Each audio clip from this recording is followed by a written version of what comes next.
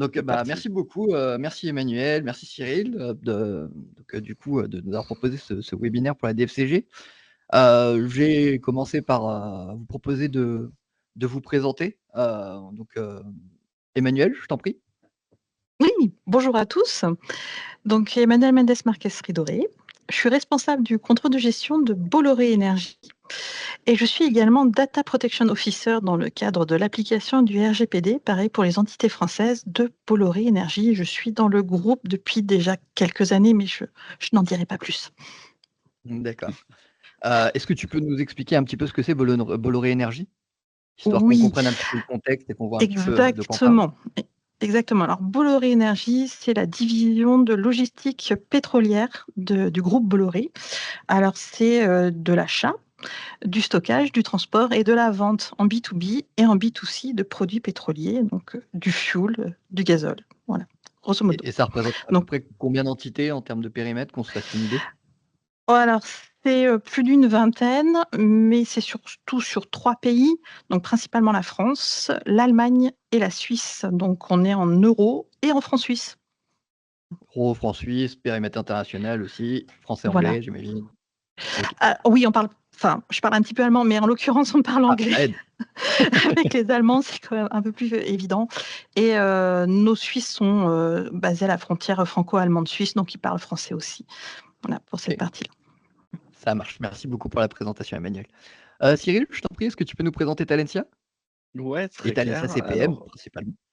en particulier, OK. Alors donc du coup, je suis déjà Cyril Godet, je suis, partenaire, responsable des partenaires et de l'avant-vente sur la partie CPM. Et donc CPM fait partie d'un groupe qui s'appelle Talentia. Talentia, c'est un éditeur intégrateur de logiciels qui permettent finalement tout ce qui est gestion d'entreprise, donc que ça soit sur les périmètres, RH avec, la paye ou la gestion, des talents et puis sur la partie finance, que ce soit sur la partie comptabilité, trésorerie, IMO et ainsi de suite et le périmètre qui me concerne, donc la partie, CPM, Corporate Performance Manager, tout ce qui va être le pilotage de votre performance, financière, extra-financière. OK, parfait. Merci beaucoup. Du coup, moi, je vais présenter un petit peu la DFCG. Donc, Jonathan Plateau, je suis membre du bureau du contrôle de gestion. Bon, la DFCG, normalement, si vous êtes là, c'est que vous connaissez, mais bon, pour petit rappel, c'est à peu près 3 000 membres. C'est la plus grosse association, qu'on a au niveau des directeurs financiers et contrôleurs de gestion. C'est, 17 groupes d'échange aussi. Donc moi, je fais partie du groupe contrôle de gestion.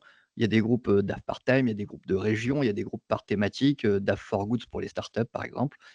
Donc voilà, n'oubliez pas qu'il y a Financium le 14 novembre. N'hésitez pas à vous inscrire et à venir. Financium ou Talentia sera là, donc vous pourrez aussi discuter, Tout à avec fait Talentia. Tu seras là, Cyril? et je serai là. Ah voilà, vous pourrez discuter avec Cyril en direct du coup et voilà donc aussi petit rappel, vous avez un chat, une conversation, vous pouvez poser toutes les questions que vous souhaitez et on les prendra en fin. D'abord, on va vous faire une petite présentation, vous expliquer le contexte et les enjeux et ce qui s'est passé pour le groupe Bolloré et Emmanuel et elle va nous faire son retour d'expérience avec Talentia et ensuite on passera aux questions-réponses. On va commencer par directement, hein, le contexte. Cyril, est-ce que tu peux nous expliquer un petit peu le contexte dans lequel, vous étiez en fait au début du projet, s'il vous plaît? Ouais, Ah tout à oui, il y fait. a aussi Alors juste une demi-seconde, vas-y, vas-y, je il t'en y a prie. des sondages aussi qui sont mis en direct aussi, n'hésitez pas à répondre dessus dans le chat, vous avez des sondages, où vous pouvez répondre. Merci, désolé de t'avoir coupé. Pas de problème. Alors du coup, effectivement, on a retracé un petit historique, avec Emmanuel sur, l'initialisation du projet ou de la coopération entre Talentia et Bolloré Énergie. Qui focus sur, la partie initialisation du projet, hein, qui a eu lieu il y a à peu près, 11 ans maintenant. Je m'étais noté quelques petits points, qui avaient été demandés à l'époque, par les équipes de Bolloré. On était sur une volonté d'avoir un référentiel commun, des bases de données centralisées, des réductions des délais de production de l'information financière. Le but étant de pouvoir se consacrer, à une analyse d'activité, pouvoir intégrer des filiales étrangères, et puis, être en capacité finalement de pouvoir proposer aussi un mode de fonctionnement, de présentation budgétaire en mode, top down et bottom up, pardon. Donc on était vraiment sur ces éléments-là, dès la partie initiale du projet. C'est une collaboration qu'on a eue donc depuis de nombreuses années, et puis, En 2021, les besoins ont un peu évolué pour Bolloré. On est passé sur une nécessité d'intégration ou d'automatisation d'intégration de données, Mmh. et puis, quelques petites optimisations nécessaires. Et à partir de ce moment-là, on s'est rendu compte d'un point, un peu important et c'est le point qu'on voudrait vous présenter avec Emmanuel, qui va arriver sur la suite. Mais effectivement, à partir de 2021-2022, on a voulu aller, un peu sur autre chose. OK. Et justement, donc du coup, on voit bien, projet passage en SaaS, c'était le sujet, du webinaire initialement et Ouais. bah, du coup, est-ce que vous pouvez nous expliquer, pourquoi cette idée de passage en SaaS? Oui. Alors c'était déjà des demandes de suivre toujours les évolutions déjà de Talentia CPM, que nous ayons un peu toujours les dernières versions pour avoir, pour bénéficier un peu de tout ce qui se faisait, des mises à jour, voilà et qui était très compliqué. Donc, Parce le que initialement, contexte, vous étiez ouais. on-premise aussi? Vous étiez sur Exactement. Moi, votre serveur? voilà, je suis arrivée en cours de projet, je suis arrivée en D'accord. 2019 en fait, hein, sur le périmètre Bolloré Énergie. Je viens d'une autre structure, plus sur le transport international et donc je Mmh. n'avais pas cet outil-là, donc je l'ai découvert. On a vu qu'on pouvait faire quand même beaucoup de choses et on a voulu en profiter un peu à fond. Et on s'est retrouvé limité par, notre structure on-premise, c'est-à-dire OK. avec, des serveurs un peu vieillissants, hein, déjà une structure assez vieillissante. On a pareil, on est assez dépendant de nos prestataires en interne de l'informatique. Mmh. Il faut qu'ils aient du temps disponible pour, nous suivre dans nos projets et puis Mmh. on commençait à avoir, une base de données de plus en plus importante, hein, et qui commençait à nécessiter, bah, pas mal de traitements à chaque fois qu'on voulait faire des évolutions avec Cyril et là on s'est retrouvés, à un moment bloqué. Là je vais te dire, là c'est Cyril qui a fait, quelques constats. OK et au Exactement. niveau des constats justement, Cyril, bah, quels étaient ces constats? Alors, en fin de compte, sur cette partie, constat, on fait ce qu'on a l'habitude de faire chez certains de nos clients finalement, hein. C'est un audit, de la situation, alors technique, Mmh. sur une première partie et puis après on va voir un peu tous les éléments. Mais le constat était que le modèle qui était proposé aujourd'hui correspondait plus aux attentes, des équipes de Bolloré Énergie.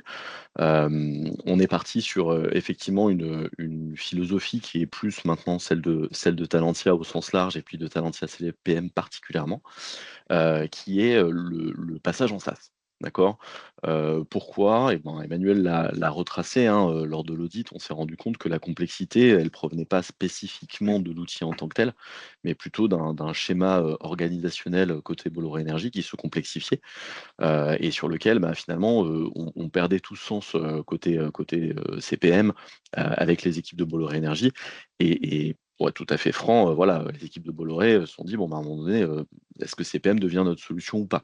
Voilà, Mmh. et donc finalement l'audit a permis ça, de comprendre que, bah, dans un cadre un peu différent, finalement la solution, j'espère ou je suppose, je présume, répondait bien, aux attentes des équipes de Bolloré Énergie et finalement, la proposition qu'on a faite, c'était donc une simplification technologique, hein, technique concrètement, en passant avec, donc un mode opératoire qui est plutôt un mode de passage en SaaS.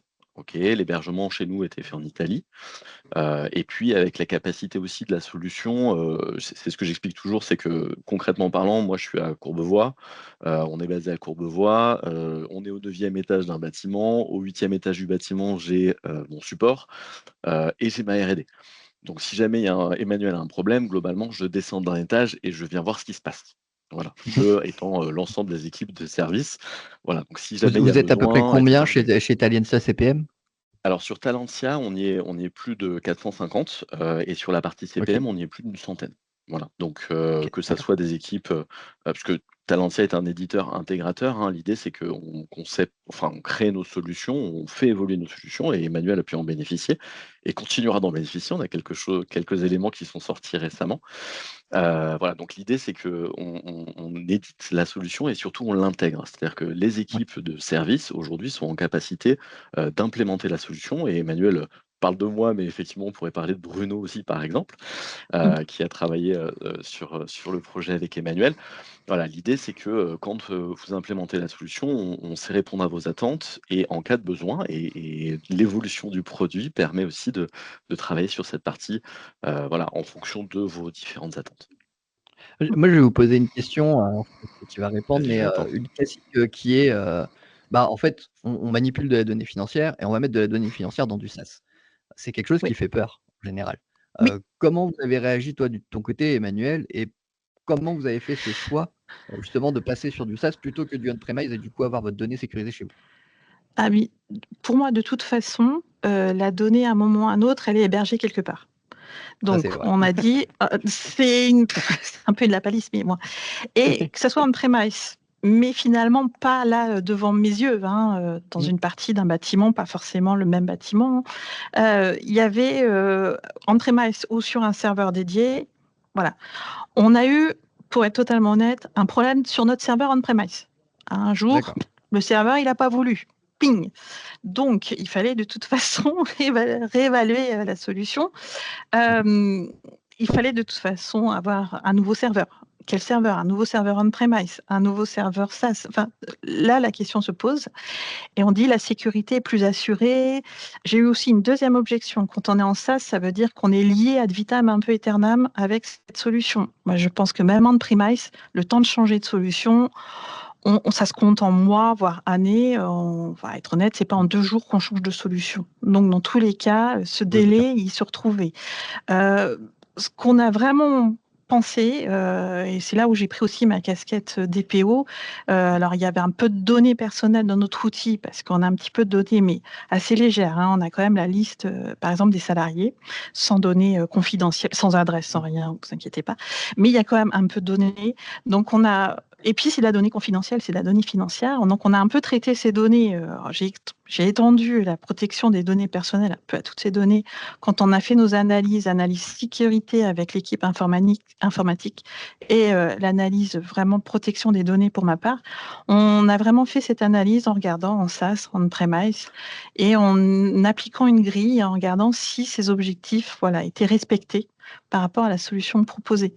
Et c'est vrai que bon, il y a eu, quand même des atouts, le fait que le serveur soit en Italie, donc en Mmh mh. Europe, même fuseau horaire, ça joue quand même, énormément. Qu'on avait pas mal de sécurité, garantie et qu'on avait surtout, bah, voilà, on avait même contractuellement, dans le SaaS, il y a tout un aspect contractuel qui est quand même très important. On a contractuellement établi des durées dans lesquelles Talentia doit intervenir en cas de problème. Donc c'est Mmh. aussi très, voilà, rassurant. Et pour moi, j'avais une équipe informatique, mais voilà, c'était pas, c'était une société dans le groupe, mais pas dans ma société Bolloré Énergie, qui était très, très, très occupée sur d'autres gros projets et Mmh. je manquais de temps disponible de leur part. Voilà et on s'est dit avec mon directeur informatique que ça serait peut-être une solution intéressante, pour nous, avoir une solution, rapide avec des interlocuteurs, directs. On a mis Mmh. tout ça dans la balance, hein. Ça on s'est pas dit: «Oh Cyril, il est sympa, il me fait une super proposition». Non, non, on a vraiment, Dommage. fait du voilà, même si on a vraiment fait cette analyse, ce parti pris en se disant: «Bah, voilà, moi je réduis mon nombre d'interlocuteurs, je suis avec Talentia, on a une solution qui arrive» et surtout, surtout, ils nous ont fait quelque chose effectivement, une belle proposition on a pris.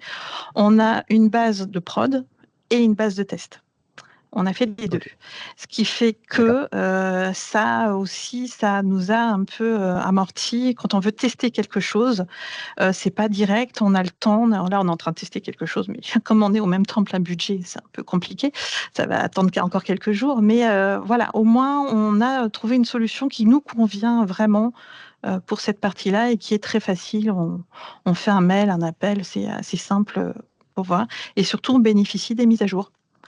Ouais. Parce qu'on a Oui, fait, beaucoup il y a travailler plus de la R&D. versions, antérieures, qui datent d'on ne sait pas combien C'est de temps. ça, exactement. On était vraiment dans ce cas-là aussi, on était sur une vieille version. À un moment, on n'arrivait plus à faire les montées de version. Donc là, au moins, on a aussi, passé ce cap et on arrive, bah, quand on a les nouveautés, on nous les présente. Ça nous intéresse pas.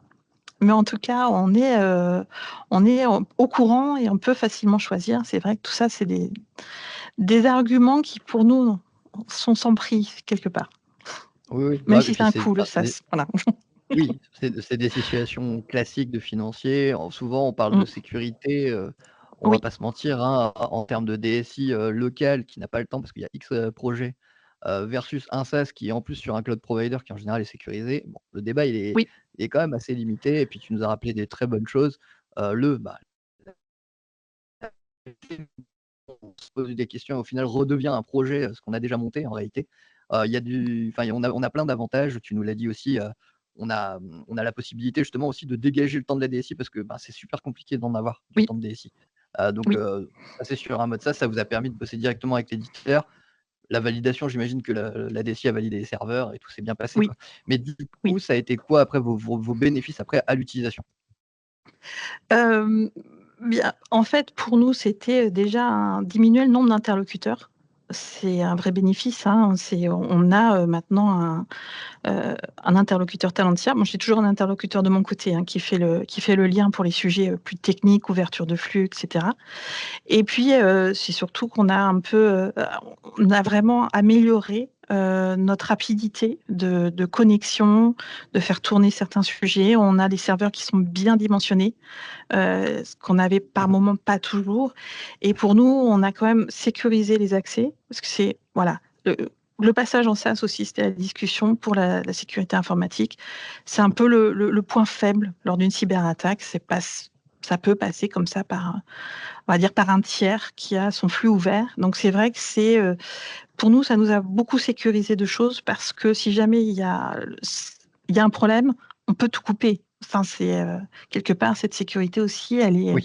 mise en avant et si nous avons un souci, nous pouvons toujours nous connecter aussi sur notre base. Voilà, les 2 les Oui. 2 vont ensemble. Donc et on a toujours la main. C'est toujours, nous, par exemple, qui pouvons créer nos utilisateurs, qui pouvons leur donner les droits. On a Mmh. toujours gardé cette partie-là. Donc ce qui est vrai qu'on est, très autonome, pour leur donner. On avait surtout ce point avec, alors nos filiales allemandes et suisses, pour des connexions parce qu'elles sont pas tout à fait dans le même scope informatique de SSO et cetera. Et là, avec ce passage-là, on sait, alors ça va parler à certains, mais des tunnels IP, des connexions Citrix, enfin des choses, Ouais, où voilà, les toujours classiques. très lourdes. Bah, là, on a vraiment allégé ce processus et c'est vrai que pour nous, pareil, c'est des gains de temps parce qu'au moment des budgets, on n'a pas vraiment envie de passer notre temps à faire les mails pour s'assurer que, telle personne arrive à se connecter. C'est pas le but. Voilà, c'est vraiment pas notre but. Ah, Donc du coup, toute cette partie-là allégée et puis on est toujours sécurisé, les sauvegardes sont assurées, enfin, on est vraiment à ce niveau-là, rassurés et on a en fait, toujours nos accès si besoin. Mmh. si on prend le recul utilisateur, en fait, tu avais une Mmh. base d'un côté, une base de l'autre, une base on-premise, une base SaaS. En fait, tu as juste basculé du SaaS sur la fonctionnalité, tu as juste, en fait, simplifié surtout toute la partie technique et tout le stress que tu peux avoir d'un serveur à maintenir pour toi et Oui, maintenant, en fait, tu te retrouves à gérer ton budget et pas gérer la solution, quoi. c'est ça, c'est ça. On a la partie technique pour moi, elle est plus dans mon scope. Donc Ouais, c'est un c'est vrai dans le gain de scope temps de parce l'éditeur. Maintenant, c'est qu'expliquer l'éditeur qui se débrouille, en fait.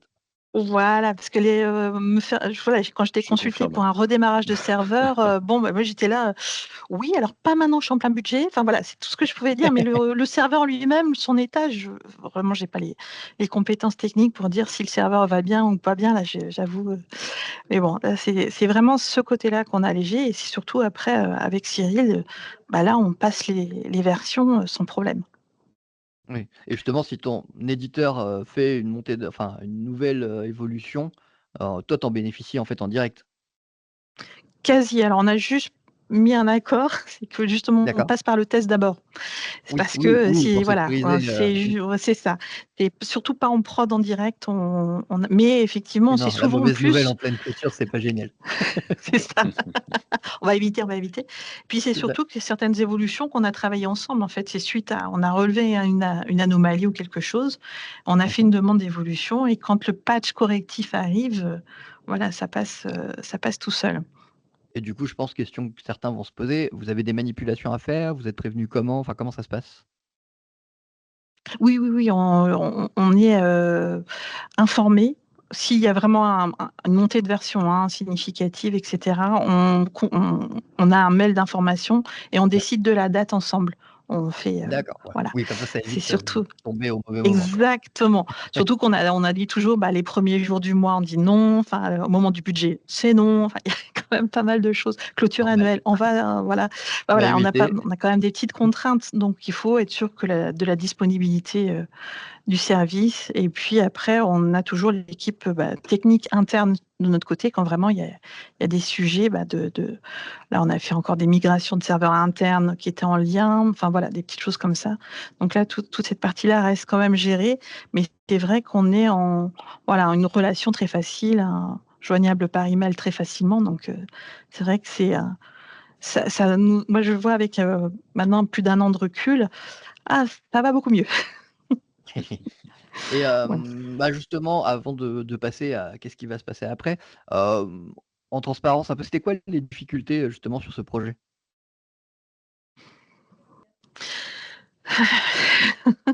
Ah, je pose On des a questions une un petit peu base. gênantes, mais bon.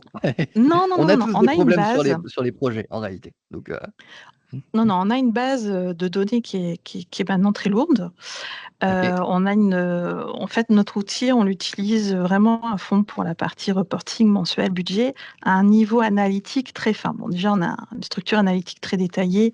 Alors, pour certains, ça va parler, mais on combine axe 1, axe 2, axe 3, axe 4, voilà, avec des sites géographiques. Donc, on est un petit peu, on pousse. Donc, on a une base de données assez conséquente. On commence à avoir plusieurs années maintenant de stockage de données. Donc là, c'était la première difficulté, c'est d'avoir cette base aussi volumineuse.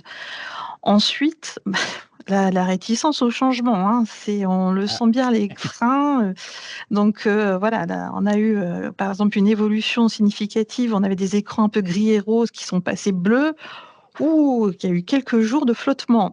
Je plaisante, mais ça peut. Vous voyez, c'est des petits détails comme ça. Et puis, c'est surtout, s'assurer que la donnée soit disponible. Pour moi, c'est vraiment, le plus important, on a des délais de remontée des résultats mensuels. Ils sont pas extensibles. Il faut qu'à voilà, J+5, J+7, il faut que ça sorte, hein. On n'a pas le choix. On peut pas se dire: «Oh bah, c'est en panne, on va attendre 2 semaines». Ah, c'est impossible. Donc c'est vrai que toutes ces données-là, toutes ces contraintes, font qu'on a quand même besoin de quelque chose qui tienne la route, qui puisse nous sortir, les données, au moment où l'on souhaite, pour tout ça. Cyril, tu veux ajouter quelque chose ou? Ouais, de façon, très simple, mais je pense qu'Emmanuel l'a bien retracé. Si je généralise un peu pour l'ensemble de nos clients, et tu l'as dit Emmanuel, c'est quelque part, votre métier, c'est pas de faire de la SI, quoi. Ouais. Et la SI, c'est pas de répondre qu'aux problématiques de la DAF. Finalement, on veut être dans un monde où, la J'en SI, elle profite aussi s'occupe pour du rappeler que business. Cyril, tu es un ancien contrôleur de gestion aussi. Ouais, tout à fait, à la Caisse des dépôts, donc je connais un peu le sujet. Les temps de Mmh. réponse sont souvent un peu compliqués, sauf quand on arrive en phase budgétaire, ils ont souvent le temps pour nous. Voilà, mais le sujet se retrouve là-dedans souvent, c'est que les équipes opérationnelles nous disent: «Bah, ouais, moi, je suis obligé d'attendre que ma DSI, elle ouvre, elle accède, elle donne, on utilise d'autres outils, dès que je veux changer une virgule, il faut que je leur demande». Ça devient quelque chose d'assez compliqué. Là, on rend finalement l'outil disponible pour les équipes métiers, les équipes opérationnelles, côté, contrôle de gestion. Et finalement, donc on les rend focus sur la partie, analyse des données, plus que de passer du temps à essayer de les produire, Mmh. versus effectivement en face, les équipes SI qui sont pas forcément disponibles et qu'on essaie de mobiliser le moins possible. Pour donner l'exemple sur les projets, aujourd'hui les équipes SI, si c'est le cas de comme pour Bolloré Energy, c'est-à-dire une migration de la base, vers un passage en SaaS, on récupère juste la base et puis après on s'occupe de notre côté, donc on les mobilise plus. Quand vous êtes sur un démarrage de projet, vous démarrez directement en SaaS, donc en dehors des sujets, SLA, contrôle, sécurité, mise en place du SSO, donc tout ce qui va être, une fois que vous êtes connecté sur votre ordinateur, finalement tout le reste est sécurisé et connecté par ce lien-là. Les équipes SI, on les mobilise plus lors du projet et Mmh. donc ça leur va bien. Bah, en général, oui. Et Oui. du coup, parlons avenir. Qu'est-ce qui va se passer, plus tard? Comment on ouvre ces chakras justement? Hem, nous justement, comme on a un peu, bénéficié des évolutions, heu, on continue à demander, hein. On veut toujours que la donnée soit plus rapide, plus disponible, On veut toujours plus, faut le savoir. Une fois qu'on est lancé, Normal. On essaye surtout de faire des liens. Alors nous, on a surtout l'outil de CPM se connecte à notre outil comptable. Il y a des exports de fichiers quotidiens et même qu'on peut faire à la volée quand on est en reporting. Donc il faut que là, cet export soit toujours performant, fiable, et voir de plus en plus, on importe d'autres données, des données plus d'exploitation, plus de vente. On a des données de quantité vendue, de volume, etc. Donc nous, ce qu'on demande de plus en plus de choses à CPM, c'est vraiment qu'ils deviennent un lieu de stockage de la donnée fiable, qu'on puisse après en faire un peu ce qu'on veut. Donc on fait bien sûr le reporting, on fait les prévisions, le budget, mais aussi les forecasts. Et c'est toutes ces données-là qu'on demande voilà, pour cette partie-là. On est très résultat aujourd'hui. Et moi, mon ouverture D'accord. de chakra, c'est le bilan. Et là, bon, on a déjà une partie en interne à voir pour nous, pour ensuite que ça se déverse correctement dans CPM. Mais c'est vrai que c'est aussi toute cette partie-là ou l'ouvrir au maximum, vraiment pour utiliser. De toute façon, c'est devenu notre outil de référence. Alors, quand je dis nous, c'est les financiers de Polar Energy, mais pour le bilan, nous avons les opérationnels qui saisissent leur prévisionnel de vente. Donc, il faut que ça soit un outil assez simple. L'interface Excel, ça parle, ça va, mais il faut que ça reste toujours simple à la saisie pour ces personnes-là. Et ensuite, nous, on vient derrière refaire des vérifications, des contrôles pour tout ça. Pour que l'outil, là, il est devenu de plus en plus, je ne vais pas dire convivial, ça reste un outil finance, mais effectivement, le fait que l'outil soit facile d'accès, qu'on ne passe pas 3 heures à ouvrir un fichier, etc., ce qui était à un moment, on avait vraiment un vrai problème, mais c'était aussi la qualité du réseau, tout ça qu'il a fallu améliorer autour. Donc, pour nous, c'est l'outil de référence. Voilà. D'accord. Et qu'on Il faut que comprenne la bien personne aussi, prenne là. du coup, tu as aussi des externes finances, en fait, des commerciaux, des choses comme ou des fonctions comme ça qui viennent saisir aussi dans ton outil?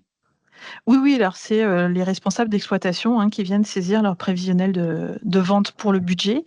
Donc, ils viennent aussi regarder tous les mois un peu leurs résultats de leur centre de coût. Donc, c'est vrai que c'est important qu'ils puissent voir de la donnée fiable, qu'ils puissent la comprendre. Ils n'ont pas d'accès aux outils comptables, c'est pas le but, mais ils ont cet accès de visibilité aux résultats mensuels de leur agence ou de leur site. En général, c'est la meilleure solution. Oui, Et c'est tu ça, leur c'est dis: ça. «Tu veux qu'on Ils revienne vont le souvent?» «C'est une voir. solution».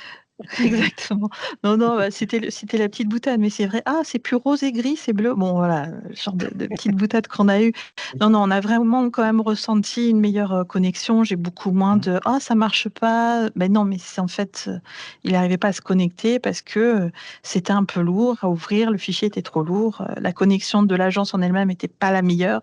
Bon, voilà, c'était une succession de choses. C'est pas individuellement l'outil qui posait problème, c'était dimensionner la bonne connexion voilà,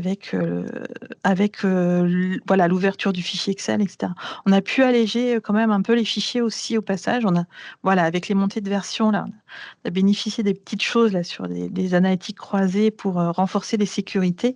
C'est-à-dire qu'une agence ne voit vraiment que ces chiffres. On le faisait déjà par des ouvertures de droits, etc. Mais on l'a encore renforcé cette année et ça a encore allégé un peu les saisies justement pour eux.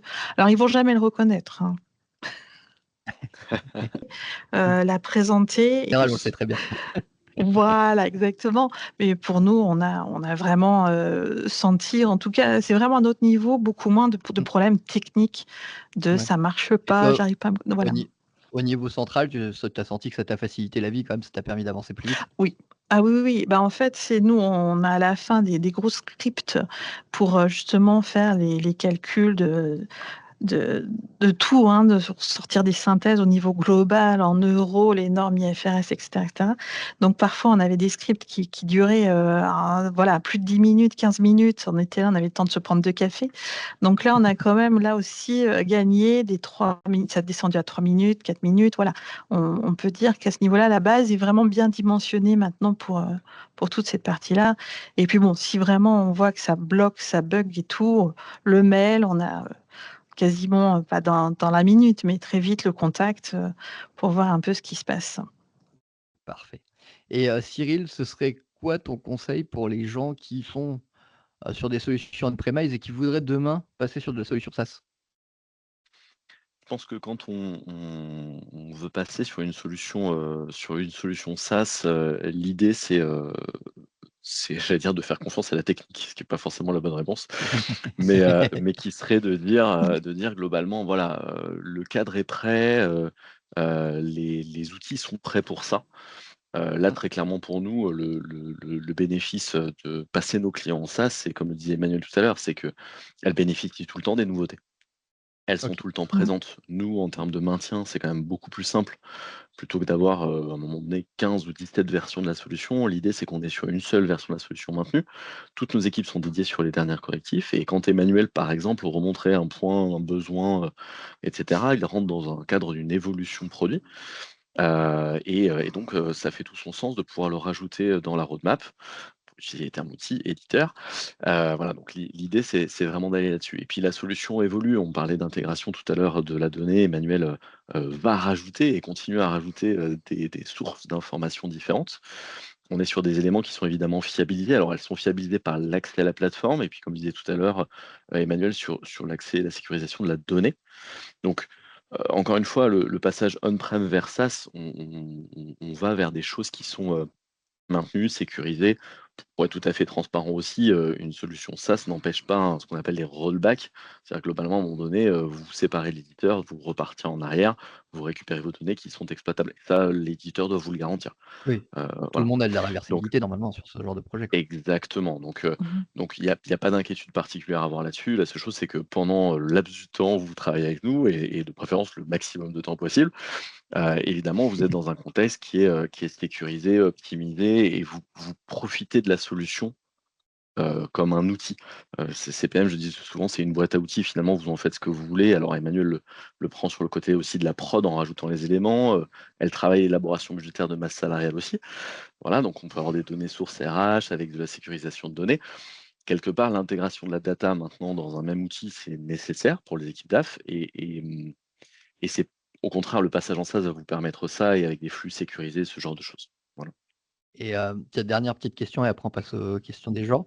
Ouais. Le classique, le directeur financier, il est d'accord, mais le DSI dit: «Oh là là, le cloud, c'est dangereux». Comment on arrive à bypasser, justement cet élément? Parce que justement, enfin, c'est souvent ça. On va dire que la solution survient et puis, on fait honnêtement, le financier, on va pas dire qu'on s'en fiche de la technique parce qu'on est hyper, vigilant sur la sécurité.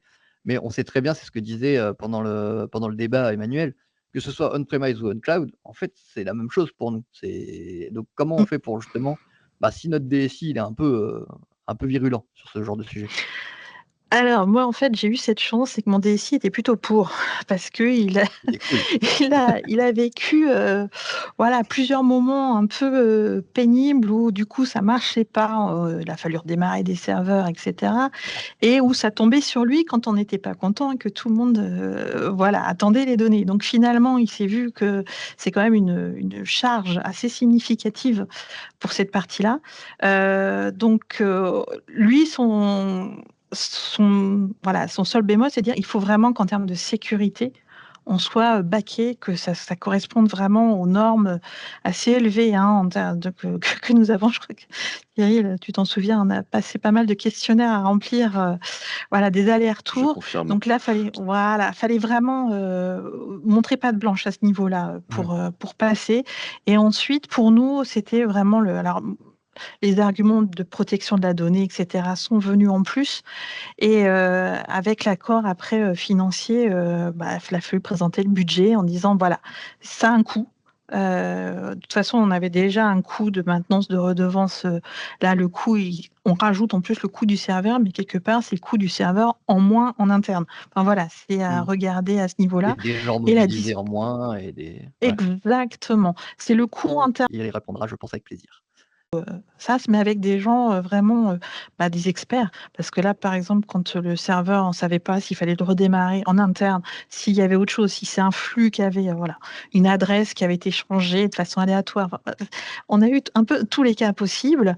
Donc là, au moins, on sait quand il y a quelque chose. On voit d'ailleurs, il y a un moment, ça ne marche pas. Est-ce que c'est nous ou est-ce que c'est là? C'est simple. Nous, on se connecte avec une autre connexion. On vérifie que quelqu'un n'est pas au bureau, qui se connecte par ses propres moyens. Donc, c'est pas Talentia CPM. C'est plus facile aujourd'hui de retrouver un peu la source de ce qui ne va pas.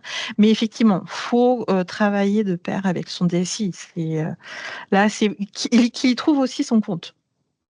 Tout à fait. Et moi, je l'embête plus. Donc, il trouve son compte. Oui, voilà, il trouve son compte. Kevin, tu veux ajouter quelque chose? Il Ouais, trouve son compte. sur des éléments très très simples.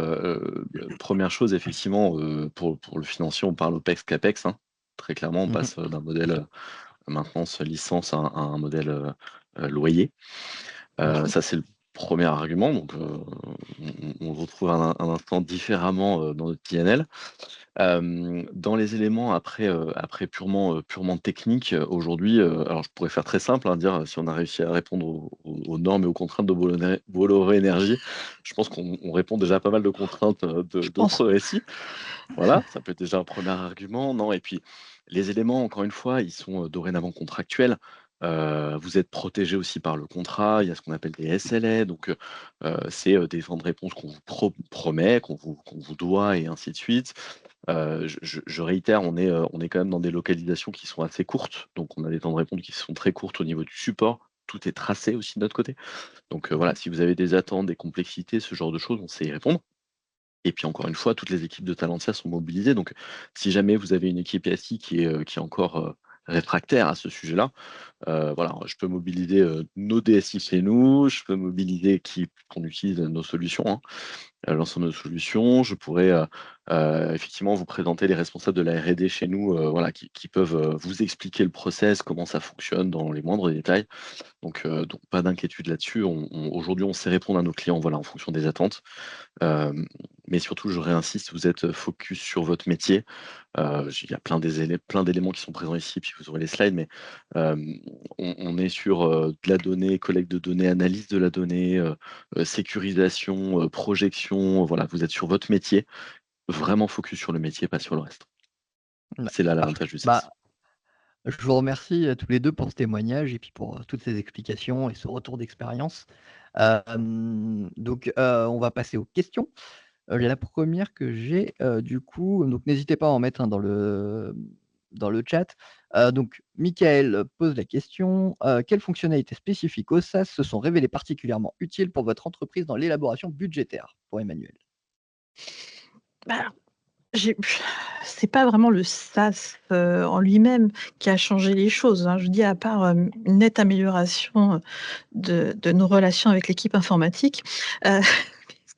Mais oui, là, c'est juste avoir l'outil qui est bien dimensionné, qui répond dans les temps, qui est accessible. Voilà, on a bien amélioré cette partie-là. Après, je pense qu'on a eu plus, nous, l'équipe contrôle de gestion, de disponibilité pour répondre à des questions plus vraiment métier, opérationnel, et moins sur des questions techniques. J'arrive pas à me connecter.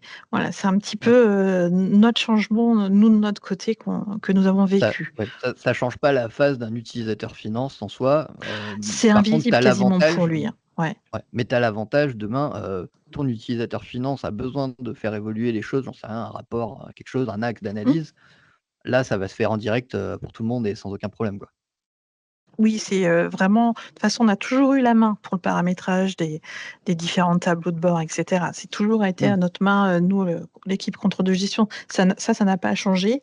C'est vraiment plus, Non, c'est plus sur voilà, l'aspect technique. Et demain, tu as c'est besoin d'axe ça. d'analyse parce que tu es limité à 10 et demain, tu dois passer à 11. Tu appelles Voilà, Cyril ouais, et Cyril, il descend au 8e étage et et il voilà, met Et il tout en va jeu. c'est voir ça. la R&D, il y rajoute. Ah oui, oui, bon, d'ailleurs, on a posé pas mal de cas parce qu'on avait à un moment, beaucoup trop de données. Bah, pour la Exactement. R&D, et c'est vrai que ça a amélioré. Là, ce qu'on a travaillé beaucoup, c'est plus sur la partie archivage, suppression de données. Là, on était sur ce sujet-là où on n'a pas encore fini de travailler. Ça fait partie des évolutions sur lesquelles l'équipe R&D travaille pour nous, qui, je pense, bénéficieront à d'autres. Je pense pas être la seule. Enfin, ok, je suis peut-être un peu acharnée sur la partie conservation de données, petite déformation, mais je pense qu'on est aujourd'hui aussi dans ces dimensions-là, de bien s'assurer qu'on n'a pas de la donnée qui est en trop dans nos systèmes et qui peut potentiellement aussi alourdir du coup les réponses. OK. Bah, Si je super, j'espère que peux me c'est permettre clair. peut-être Vas-y Cyril, je t'en prie, je t'en juste prie. sur ce sujet-là, peut-être pour ouvrir, l'avantage du SaaS aussi, c'est la capacité de pouvoir vous connecter un peu de n'importe où, modulo le Mmh. fait que vous êtes dans vos environnements sécurisés. Et on a beaucoup de clients qui reviennent prendre, enfin, travailler sur des fonctionnalités qu'ils n'utilisaient pas jusqu'à présent. Je pense, à tout ce qui est workflow de validation, donc des gens qui vont venir saisir, puis savoir à quel niveau vous êtes au niveau, saisie pendant l'élaboration budgétaire, par exemple. Alors, je sais que c'est un point qui est pas pour l'instant nécessaire chez Emmanuel, mais c'est quelque chose qui existe dans la solution Voilà. et quelque part, voilà, c'est quelque chose que, les équipes n'ouvraient pas avant et le SaaS leur a permis d'ouvrir ces accès et quelque Mmh. part de permettre, voilà, la saisie décentralisée, de pouvoir suivre où les gens en sont, voilà, sans forcément, repasser par du fichier Excel, hors système, pour pouvoir revenir après dans la solution. OK. Une autre question de la part de Sophie, est-ce que tu as, Emmanuel, des paramétrages spécifiques, par exemple, plusieurs PNL, PNL différents ou analytiques différents? Et est-ce que tu fais de la consolidation dedans? Donc Alors, j'imagine qu'elle pose la question aussi, est-ce que tu gères des intercos ou des choses comme ça à l'intérieur? alors, interco en eux-mêmes, non. Pas, je descends pas à société tiers ou quoi que voilà. Je suis pas à ce niveau-là, c'est pas l'outil consolidation, Pour ça, on a une équipe consolidation au niveau groupe avec un superbe outil qui va parler à certains, je pense, qui s'appelle Magnitude. Là, on est très, très détaillé. Ah, on Donc connaît. on n'est pas voilà, moi, c'est vraiment la partie, compta analytique Ouais. qui prime dans l'outil CPM. C'est cette partie-là que nous mettons en avant. Donc en fait, on a un compte de résultats très détaillé où on peut distinguer nos frais de livraison, nos frais de stockage, Ouais. etc., avoir des PNL complets à ce niveau-là. Après, le PNL, comme je vous disais, on a la partie sociale, French Gap, le résultat d'exploitation, résultat courant. Et puis, on va partir sur la norme IFRS. On va rajouter dans tout ce les retraitements de consolidation. Donc, on va faire du chiffre d'affaires consolidé, mais pas détaillé par tiers. On va avoir les normes. Nous, on est beaucoup IAS 19, IFRS 16, etc. Donc, on va sortir un résultat opérationnel pour voilà, un compte de résultat plus conso, un compte de résultat social, des visions en fonction du métier. Voilà, on va avoir plein de documents. Je crois que c'est ça aussi, là. On a beaucoup, beaucoup de tableaux prêts à être utilisés en fonction du besoin du jour, ce qui alourdit aussi la tâche. Et c'est vrai que à partir du moment où la donnée est là, on sort un peu ce qu'on veut. C'est OK. comme ça. Donc après, c'est pas non plus. Enfin, alors moi, j'avais l'habitude aussi pour parler plus des reportings ou du COSAM Magnitude, Hyperion, S-Base, qui sont un peu différents pour vraiment de la donnée comme ça. Mais là, on est vraiment sur la donnée très, très fine. On est à un niveau le plus fin. On peut descendre quasiment à la pièce comptable. Donc, c'est pas la même besoin au Mmh. départ pour nous. On a vraiment besoin de suivre au jour le jour quasiment nos charges, etc. Ouais, je comprends. Si je me Question permets, pour vas-y, pardon, ouais, vas-y, je t'en j'ouvre un prie. tout petit peu sur le sujet, effectivement. Alors, on est un outil de consolidation statutaire, également. Oui, OK. Sur que cette je Mais vous n'utilise pas. partie-là, l'utilisez pas côté ouais, Bolloré, non, mais parce que, bah, vous avez déjà un outil exactement. et vous Mais avez la possibilité Mm. aussi de faire de la conso. il OK, c'est il parfait. fonctionne, voilà, en tant qu'outil, sur cette partie-là. C'est des anciens produits Reflex, pour AS Group, pour ceux qui s'en rappellent et puis c'est du Lefebvre Software, historiquement. Donc, voilà, on est sur des outils de conso sans souci. OK. Question pour toi, bon, de utilisateur inconnu, donc je ne sais pas qui c'est. Est-ce que c'est enfin, du coup, c'est quoi ton scope? Est-ce que c'est aussi pertinent et accessible pour des petites PME? Allez, j'y réponds moi.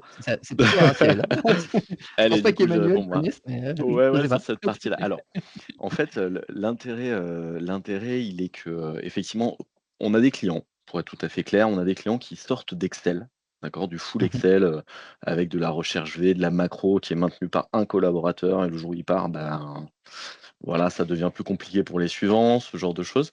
Voilà, donc on a beaucoup de clients qui partent de là, d'accord? Et qui Mmh. et qui démarrent avec nous. Et l'intérêt, je le trouve enfin, pour le coup, je trouve que l'intérêt, il est vraiment là. C'est de démarrer avec votre croissance globalement.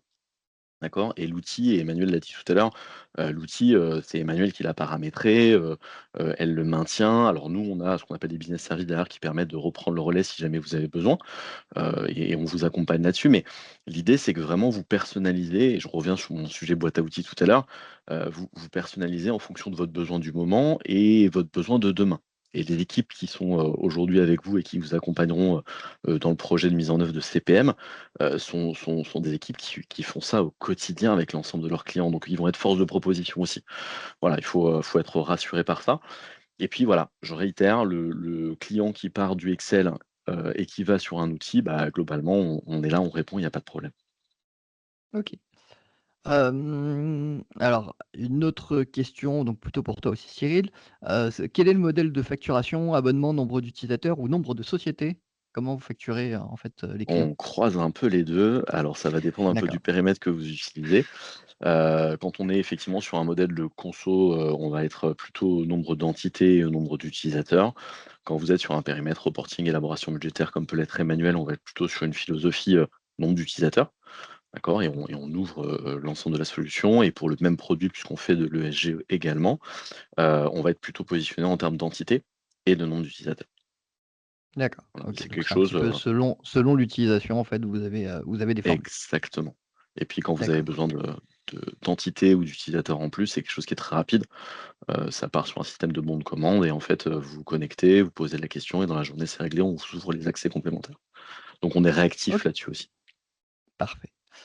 Et alors j'ai une dernière question, mais j'avoue que si tu peux creuser un petit peu Mickaël, si tu comprends Emmanuel, Mickaël, pose la question: «Quelle méthode analytique est intégrée dans votre outil?» Alors là, par contre, je vois pas vraiment la question, ce qui est recherché derrière.